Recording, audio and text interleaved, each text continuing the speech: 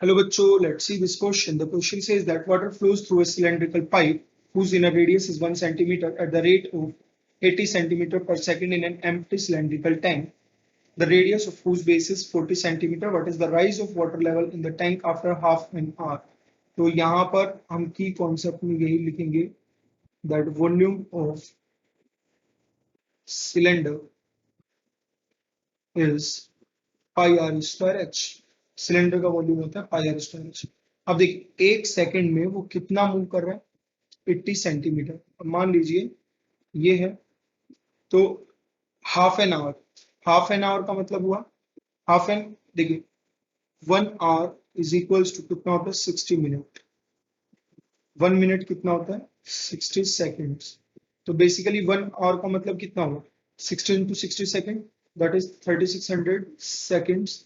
तो half an hour का मतलब कितना हो जाएगा 1800 सेकेंड्स। तो 1800 सेकेंड मतलब हाफ एन आवर में ये कितना चलेगा 80 इंटू 1800 सेंटीमीटर, क्योंकि एक सेकंड में वो इतना चल रहा है। तो हाफ एन आवर का मतलब 1800 सेकेंड्स। तो 1800 सेकेंड्स में कितना चलेगा वो इतना चलेगा। तो बेसिकली जो सिलेंड्रिकल हाइट वो कवर कर रहा है दैट इज दिस मच। तो ये बेसिकली हम हाइट मान लेंगे पाइप की। और रेडियस कितनी है पाइप की, रेडियस इज 1 सेंटीमीटर।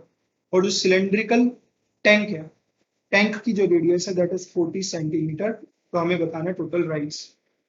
तो जो पाइप से वॉल्यूम होके गुजरा है आधे घंटे में that is pi into pipe की radius is 1 square into height कितनी होगी उसकी 80 इंटू 1800, मतलब उतने इतने डिस्टेंस ट्रेवल किया या इतना वॉल्यूम जो है पास होगा आधे घंटे में is equals to pi into total radius जो हमारा बड़ा टैंक है उसकी 40 pi square into total height हमने मान ली h। तो यहाँ से पाई कैंसिल, तो h जो आएगा that will B 80 into 1800 divided by 1600, क्योंकि 40 स्क्वायर इज 1600। तो ये बन जाएगा, यहाँ से बनेगा हमारा 5। तो जो h आएगा that will be equals to 90 centimetre.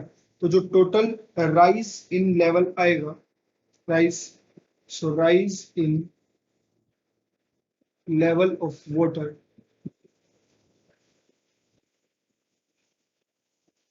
in half an hour is 90 centimetre. तो ये हमारा फाइनल आंसर बन जाएगा। So this is the explanation to this question. I hope you understood the explanation. Thank you.